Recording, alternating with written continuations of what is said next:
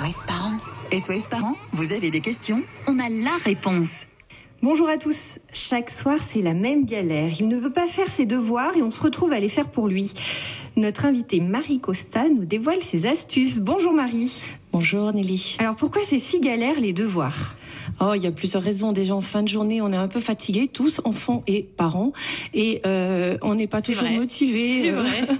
Voilà. Après, il y a des enfants qui ont envie de jouer plutôt que se mettre au travail, ou qui ont aussi des difficultés scolaires, des difficultés pour apprendre, qui n'ont pas forcément les bonnes méthodes, les bonnes choses pour apprendre à apprendre, et qui se découragent facilement, ou alors qui apprennent que ce qu'ils ont envie d'apprendre.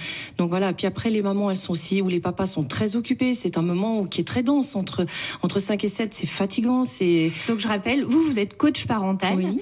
Et en fait, il y a des parents qui viennent vous voir pour ça. Exactement, pour savoir comment mettre en place des choses toutes simples, des routines du soir, un cadre, et puis un horaire précis auquel on se tient pour faire les devoirs. C'est quand même plus simple quand l'enfant les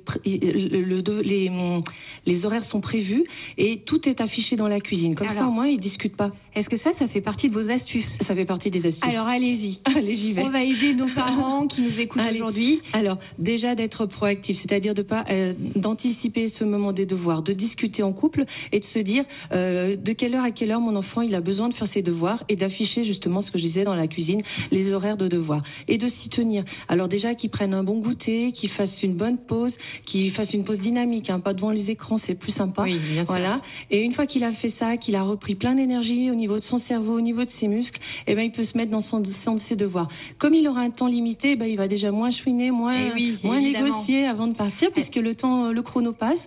Il y a 2 astuces pour ça, c'est soit vous lui laissez déclencher un chrono et établir combien de temps il a besoin pour faire les maths, le français, c'est un vrai jeu, ils adorent, et ils veulent gagner le chrono en général. Donc faut investir dans un chrono, petit chrono, voilà. Pour les plus jeunes, vous pouvez aussi investir dans une pendule avec des couleurs, et puis de telle heure à telle heure, quand les aiguilles arrivent sur la couleur jaune, c'est les devoirs, à la couleur rouge, très bonne idée. On arrive à l'heure du bain, et là ils sont très très motivés, même s'ils savent pas lire l'heure, pour comprendre qu'il y a une notion de temps et qu'il faut le faire. Donc là c'est tout petit, des CP, CE1. Okay. Voilà.